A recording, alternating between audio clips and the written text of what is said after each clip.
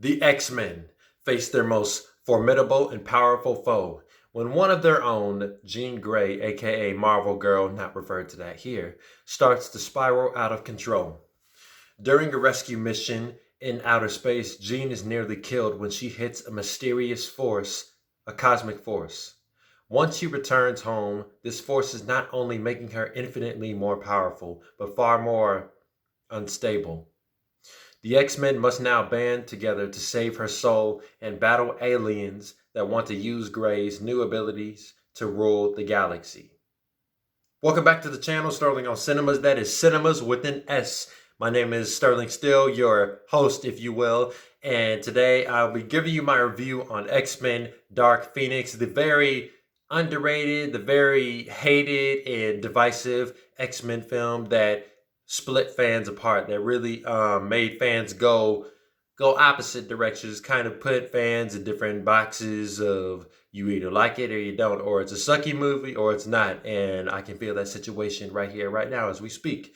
But before I begin, if you are new to this playlist on the Marvel Movie Mondays, where we review all of the non-MCU movies, which we are almost up to date with, or if you're just new to the channel, don't forget to click that like button, subscribe, click the bell, keep up to date with all things SOS coming at you, and comment on whatever good or bad you have to say about your opinion. Your opinion may not have to match mine, but it can be your own as well. We are all free of that here. And most importantly, watch it from the first second to the last. Let's begin. Now, I know what you're going to say. Well, you know what, Sterling? I told you so. I told you so that X-Men Dark Phoenix would be bad. Let me stop you right there. Me, personally, X-Men Dark Phoenix is by no means as terrible as the mass majority states, but the way the film handles both its tone and mood is incomparable and unchangeable when you put it next to The Last Stand. Now, I love The Last Stand as a whole, but there is this one thing that X-Men Dark Phoenix does so right. The one thing that is pretty much the film's only strength when it comes to the story, even when the remaining aspects fall short, is the tone. Dark Phoenix is an X-Men film that I would label a mixed bag, and this is mostly apparent after my first watch of it, which was today. So this is my review on Dark Phoenix with the first time watching it. I haven't, it's not like most of the other ones where I've seen it a few times, so it's easy to I can just type my review with ease. But it's not like I couldn't type my review with this one without ease. But again, this is my first time watching it, and this is a review fresh off of the first viewing. But unlike The Last Stand, the tone and the mood stick out like adamantium claws, because it helps the story focus solely on the tragedy of Jean Grey's Omega level mutation. And Marvel fans know what the Omega level terminology means. If you're an Omega level mutant, you're pretty much over the roof OP. You're pretty much off the charts OP. And yeah, if you're not so much of an X-Men fan, I pretty much just gave the explanation. Omega level, that is like top tier mutant. So like Magneto is an Omega level mutant as well as Jean Grey. But we clearly know that this takes place after Apocalypse in 1992, which is a nod to the animated series. But watching this makes me wonder how her evolution into the Dark Phoenix makes sense in The Last Stand. Because it almost like it kind of ruins the way that she became the Phoenix in The Last Stand. Even though I know that this whole franchise, this whole X-Men franchise is crazy. I told y'all, this timeline is nuts. It's hard to keep up with. But thanks, courtesy of my boy Erik Voss at New Rockstars. Go subscribe to him, which I'm assuming most of you have. If you haven't, go subscribe to that channel. Very awesome. Breaks down all of the things you are curious about in pop culture and in the superhero world. But he pretty much gave a timeline explanation as to which events take place after another, and how certain events in the X-Men timeline are altered, therefore given a branch. And I can see how this takes place after X-Men Days of Future Past, but I don't understand how with the Phoenix Force taking over in this timeline, in this time period, how it would do something different in 2006. But anyway, that's just something that is a question that was left up in the air. That is one of the select plot holes about the film. But the movie does not come without stakes, since it is the second adaptation of one of the most notorious X-Men storylines out there. Dark Phoenix's vanilla and mundane plot points mostly towards the aliens. These creatures are used for nothing but a plot device to push Jean over the edge into the untapped potential of the Phoenix Force. It just makes no sense. Like, where did the aliens come from? They look familiar though, but where did they come from? They look like the aliens that will show up later on in the New Mutants, which is next week, I believe. We are almost close to the end of this playlist. We are almost close to getting caught up with all of the non-MCU movies. But anyway, I'm just confused as to where these aliens came from and how they just come out of nowhere.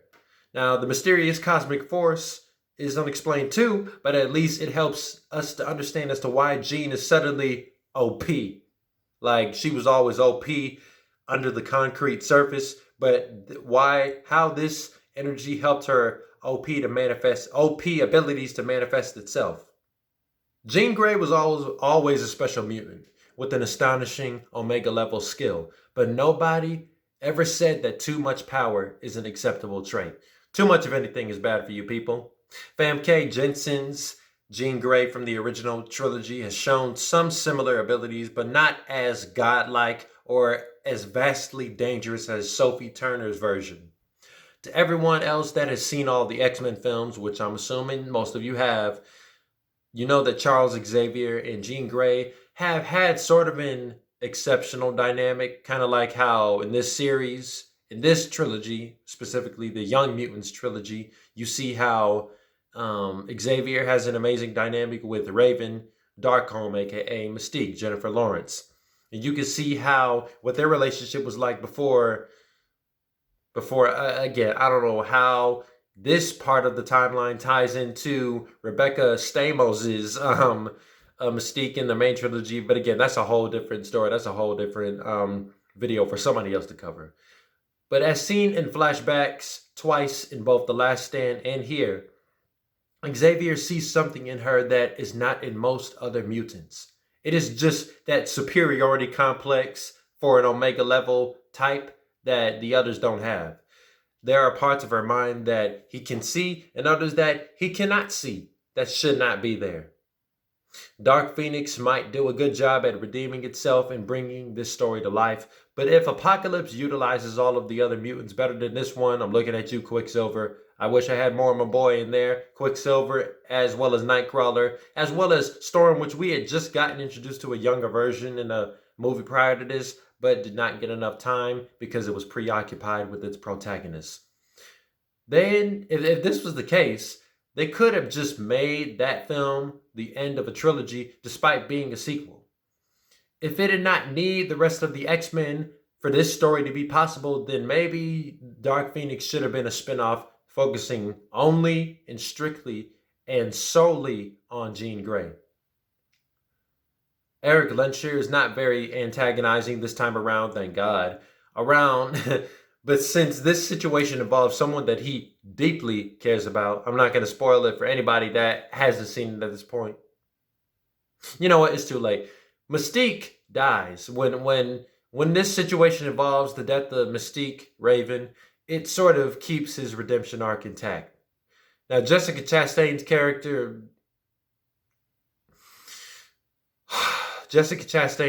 who, by the way, is the part that makes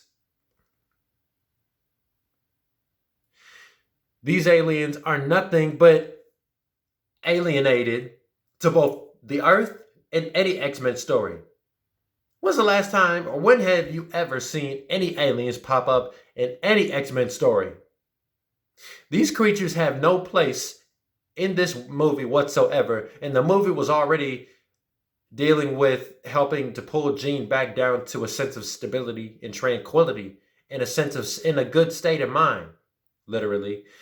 But in the end, Jean may find peace where she is at, and the X-Men still live on and are continued to be seen as the heroes that they are, but it does not coincide with how things went down in The Last Stand. Meaning, the way you see this film or what occurs in this movie kind of changes the way you see see The Last Stand. Now, I'm not sure if Erik Voss did say that the events of The Last Stand were kind of wiped from history because of Days of Future Past, because that timeline video was right after Days of Future Past came out. But again, you can check that out because the man is awesome. Rotten Tomatoes gives it a 22%.